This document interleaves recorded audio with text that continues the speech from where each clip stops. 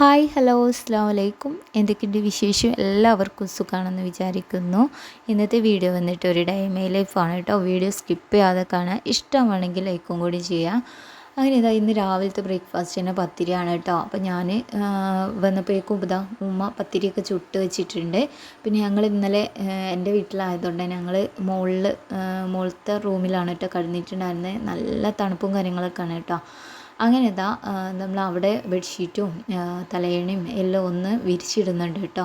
പിന്നെ എല്ലാവരും കൂടി ഒരുമിച്ച് ഒരു റൂമിലായിരുന്നു കേട്ടോ കിടന്നിട്ടുണ്ടായിരുന്നത്. അതിൻ്റെ എന്താ പറയുക രസം വേറെ തന്നെ. കുറേ കഥകളൊക്കെ പറഞ്ഞിട്ട് നല്ല രസമാണല്ലോ. അങ്ങനെ ഇതാ രാവിലെ എണീറ്റ് നോക്കുമ്പോൾ ഇതാണ് കേട്ടോ അവസ്ഥ. നമ്മളെ വീട്ടിലേക്ക് റോഡില്ലേന്നൊക്കെ ഒരുപാട് പേര് ചോദിച്ചിട്ടുണ്ട്. ശരിക്കുള്ള റോഡ് ഇതാണ് കേട്ടോ. ബേക്കിലൂടെ നമുക്ക് എത്താനുള്ള വഴിയുണ്ട്. ഇത് മുന്നിലൂടെയുള്ള റോഡാണ് കേട്ടോ. അങ്ങനെ ഇതാ രാവിലത്തെ ബ്രേക്ക്ഫാസ്റ്റ് കഴിക്കുകയാണ്. തലേന്നത്തെ മന്തിൻ്റെ ആ കുറച്ചൊരു ഗ്രേവിയും കാര്യങ്ങളൊക്കെ ഉണ്ടായിരുന്നു. അത് കൂട്ടിയിട്ടാണ് കേട്ടോ ഞാൻ രാവിലെ പത്തിരി കഴിക്കുന്നത്. നല്ല ടേസ്റ്റാണ് കേട്ടോ അതും കൂട്ടി കഴിക്കാൻ വേണ്ടിയിട്ട്. അങ്ങനെ ഇതാ രാവിലത്തെ ബ്രേക്ക്ഫാസ്റ്റൊക്കെ കഴിച്ച് കഴിഞ്ഞ് അലക്കാനുള്ളതൊക്കെ ഒന്ന് എടുക്കുന്നുണ്ട്. അതിൻ്റെ ഇടയിൽ ഇതാ എല്ലാം ഒന്ന് തട്ടിക്കൊട്ടി അടിച്ചരിയിടാണ് കേട്ടോ. ഞാൻ അധികം എന്തെങ്കിലുമൊക്കെ ഹെൽപ്പ് ചെയ്ത് കൊടുക്കും കേട്ടോ. ചില ദിവസത്തും ചില മടി ഉണ്ടാവും നമ്മളെ വീട്ടിൽ വരുമ്പം. പക്ഷേ ഇന്നെന്താ അറിയില്ല, നല്ല മടിയൊന്നുമില്ല കേട്ടോ. അങ്ങനെ വേഗത രാവിലെ തന്നെ ബീഫ് കിട്ടിയിട്ടുണ്ട്. പിന്നെ ചോറിനുള്ള വെള്ളം വെച്ചിട്ടുണ്ടായിരുന്നു കേട്ടോ. അപ്പോൾ അതിലേക്ക് ഉമ്മ അരി കഴുകിയിടാൻ പറഞ്ഞിട്ടുണ്ടായിരുന്നു. അങ്ങനെ അരിയൊക്കെ എടുത്ത് തന്നിട്ട് ഉമ്മ അലക്കാനുള്ള ഡ്രസ്സൊക്കെ എടുക്കാൻ വേണ്ടി പോയതാണ്.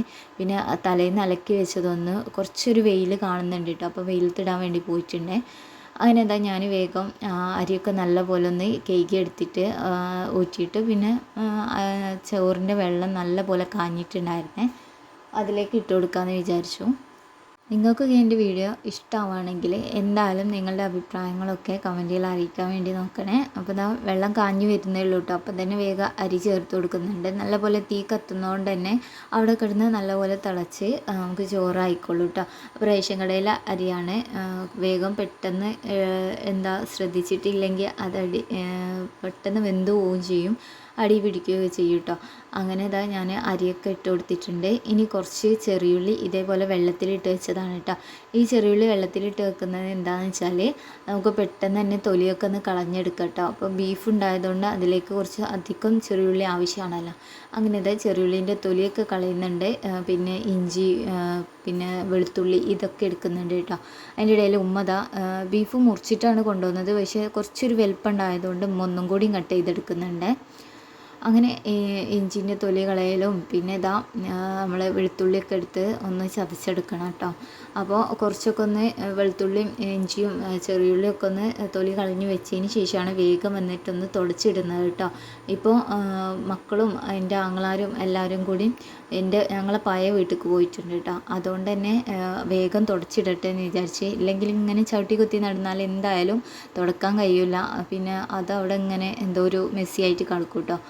അങ്ങനെ ഞാൻ ആദ്യം ഡെറ്റോളിൻ്റെ വെള്ളത്തിലാണ് കേട്ടോ നല്ല തുടച്ചിട്ടുണ്ടായിരുന്നത്. പിന്നെ രണ്ടാമത് നമ്മൾ തുണിയെടുത്തിട്ട് ഒന്നും കൂടി മോപ്പെടുത്തിട്ട് തുടച്ചെടുക്കുകയാണ് കേട്ടോ.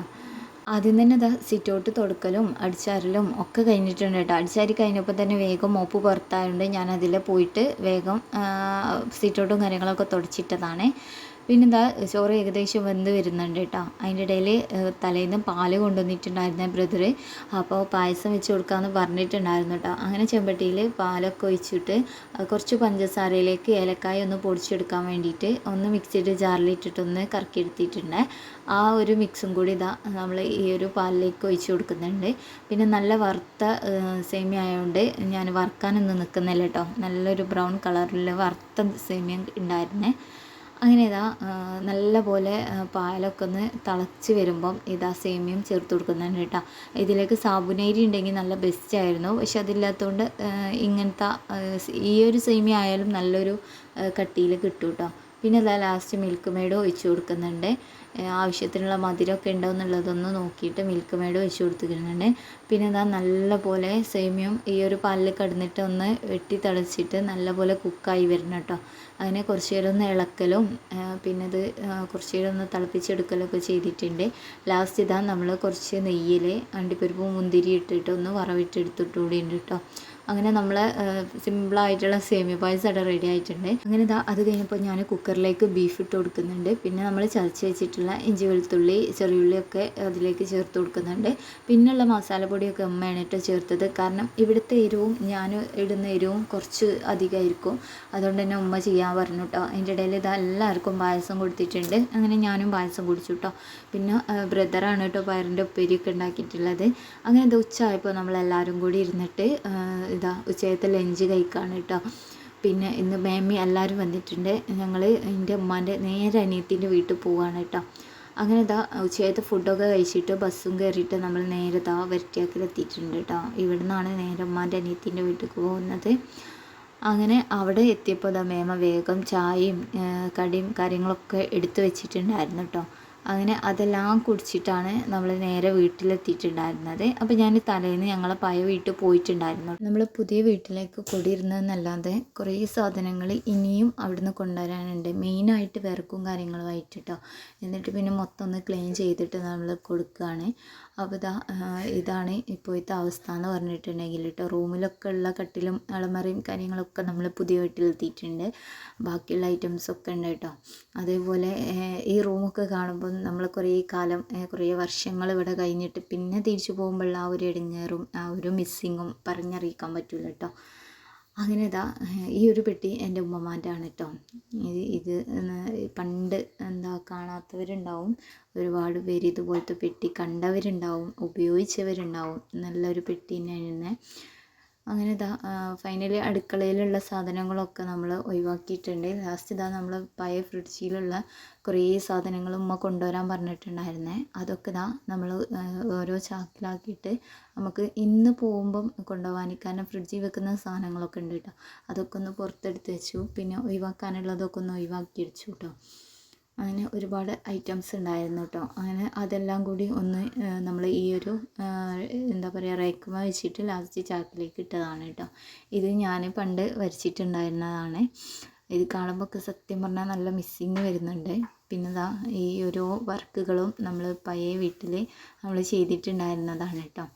അങ്ങനെ ഈ ഒരു റൂം മൊത്തം ഒന്ന് കാലിയായിട്ടുണ്ട്. പിന്നെ അത്യാവശ്യം നല്ലപോലെ ചാക്കുകളും പഴയ സാധനങ്ങളൊക്കെ ഇഷ്ടംമാതിരി ഉണ്ട് കേട്ടോ. അതൊക്കെ നമ്മൾ കൊണ്ടുപോവാണ്. കാരണം നമ്മൾ വീട് വെച്ച് കൊടുക്കുമ്പോൾ മൊത്തം നമ്മൾ എടുത്ത് ഒഴിവാക്കി കൊടുക്കണമല്ലോ.